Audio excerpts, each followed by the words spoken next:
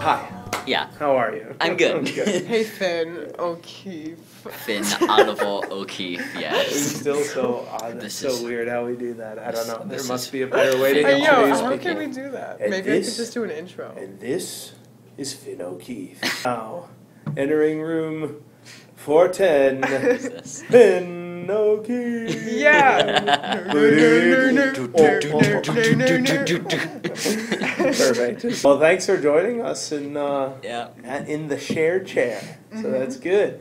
Finn O'Keefe, who's with us, was born Aaron Yes. O'Keefe. Yes. Aaron O'Keefe, what was your girl, what Yeah. was your weight, what was your little baby weight, do you know, were you like I don't remember. My nickname in the hospital, though, was Peanut, because I think I was like 7 or 8 weeks old. So I was really old, and I was very tiny and very light. Yeah. I was almost born in the elevator, actually, because I was just in a rush to get out, apparently. And so I was very old and very small. You got a lot to teach me in Yeah. 20 minutes. So Yeah. you're on hormones, and what? How does that help? Or what are you talking about? Or can you? Well, it's basically I'm being injected with testosterone every week, and I just jab myself in the leg, inject it. It's great. I'm really glad I don't have a fear of needles. And I've been on them since, I remember the exact date, actually. It's November 14th, so almost a year now. And ever since then, you develop more masculine characteristics, like if anyone has heard me talk recently, and last year, you'll probably notice my voice is a lot deeper. Even my face structure looks a little bit different, like it's just more angular in a way, and I'm getting these small little hairs on my upper lip. It's not much, honestly. It's like basically a pubescent boy stash that I shave off because it looks awful. Yeah, I would also like to say that not this week, but next week, when this interview is going up, Thursday, I think October 15th, is the day that everyone wears purple in honor of LGBTQ awareness and acceptation and accepting people and everything. So I'll be wearing purple on Thursday, and that's why we are interviewing Finn, who shifted from a female to a male. Back on the hormones, are there any bad side effects to that? Like, does anything hurt? No, nothing hurts. They do tell you it does increase certain risk factors such as high cholesterol and certain cancers, and it makes you infertile. They asked me before I took them if I wanted to store my eggs, and I was like, no. I'm good. It was kind of weird, but Wow. Yeah, but it doesn't have. It does also high blood pressure, but it doesn't have any huge negative this is going to happen. It just increases risk factors for certain things. It's a big decision to be making on your. Yeah. I mean, how old were you? Started last November. You were I how was old then? 16. 16 at the time. Okay. Yeah, and a lot you need parent permission and everything when you're still under 18. But I'm really glad my parents did give me permission because honestly, I needed that. When I heard I couldn't have that for a while because my therapist told me I couldn't get them until I was 18. She was wrong because she got some weird sources, but I went to a really dark place, and honestly, I'm not entirely sure I would be here if I didn't get the hormones relatively early. You were suffering Yeah. as a female.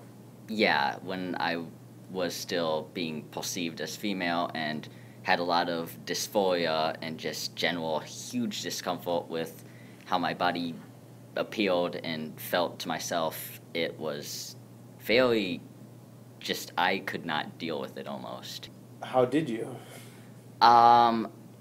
Honestly, a lot of it was just thinking, I can't let my family, because I was kind of, for a while, I was a bit suicidal, and I just thought, I can't let my family down like this. I have to be strong and keep going, and things will get better eventually, and So I did, and in the end, it paid off, and things have been getting better. I'm not going to say they're perfect, because they aren't, and this will always be something I kind of have to deal with to a certain extent, but now I'm capable of dealing with it to a much better degree, and I'm happy where I am, more or less. Could you talk a little bit more about that dark place? When was it? Well, there were a few times, because I would fluctuate almost. Some days were better than others. Sometimes there would be no rhyme or reason to it, really. I would just feel awful for no reason. But a lot of it was freshman and sophomore year before I'd really come out to anyone but my family, and for a while even didn't completely know myself, and was just utterly confused with why I felt so uncomfortable with myself and why I was so upset all the time. And like some days I'd even just have to take mental health days from school and just not come because I felt like the slightest thing could set me off.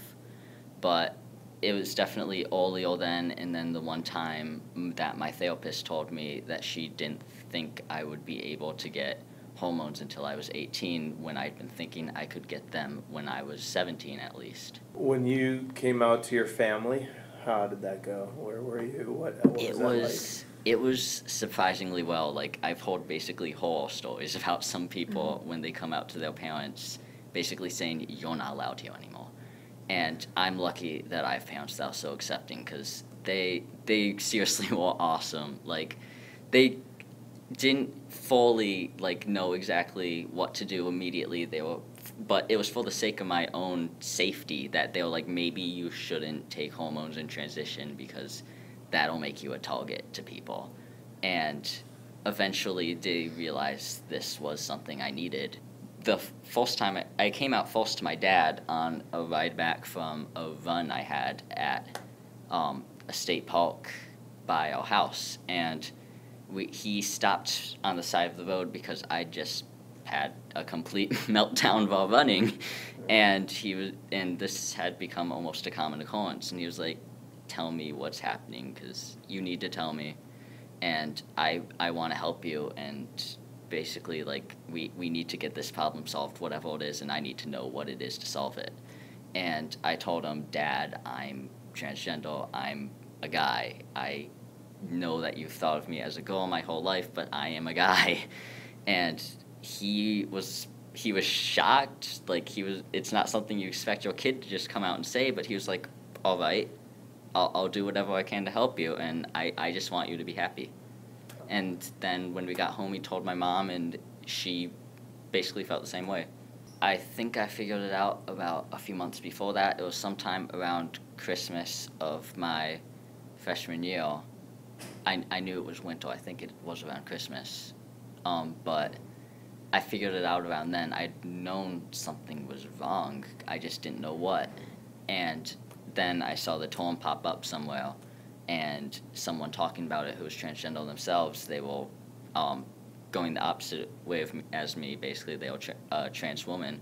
I researched the term, and I realized, okay, everything just fell into place. This makes so much sense to me. I was excited because it was possible that this was something that could make me feel at ease with myself.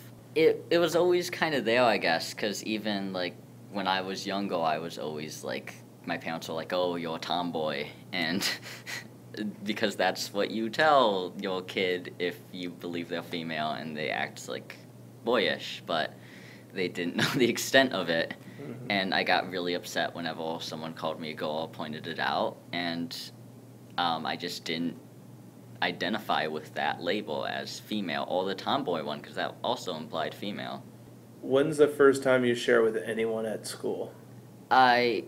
The first people I came out to at school were my cross-country team, and that was, I think that was the following season. So sophomore year, around the end of that season, and they were all like, I remember afterwards, everyone just like came up to me and just like group hug. That was all, like, surround me and group hug, and they were all like, we accept you for you. We don't care.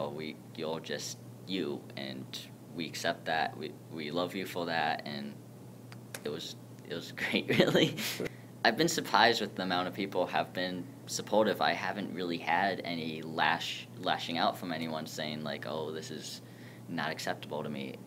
I know my parents have told a few people who have been weird about it and not been okay, but I haven't met them myself, and my parents are kind of, like, pushing them to the side a bit, so it hasn't really affected me. I remember we've been friends for a while now, and when you transitioned from Aaron to Finn, I called you Aaron, but you had just changed your name, and you politely corrected me. And even, that was what, 2 years ago? Yeah. And even now, when people trip up, you're still, like, 2 years later, very nice about it, like, it's okay, I'm Finn. Sometimes you won't even correct them, you're very nice. Do you have any, I know that you have friends who are like this too, have they had bad experiences? Like, do you know anyone? I know a few people who have had some bad experiences with relatives, one person in particular, they'll, like, grandparents.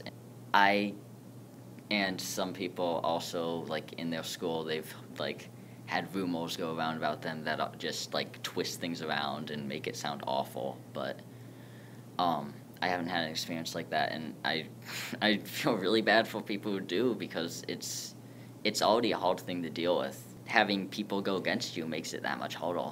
Have you gone to any LGBTQ awareness conferences and talked? I've gone to a panel and a GSA conference, and I talked on the panel to a group of parents and school board members and teachers about just my experiences to raise LGBT awareness in schools for youth, but that's the only talking I've done so far. I do plan on doing more if something comes up, though. If you had any advice for anyone who was around your age when you were going through the transition, or any advice in general despite age, what would that be? It seriously gets better. It really does. It can be awful now, but once you wade through all of that just mud and crap and get to the other side of it, it's amazing to be able to be yourself truly, and once you've experienced not being able to, it's all the more pays off. And don't let anyone stop you from being yourself, because they aren't worth it. Thank you for listening to this inspiring episode of The Share Chair. Stay tuned for a new one next week.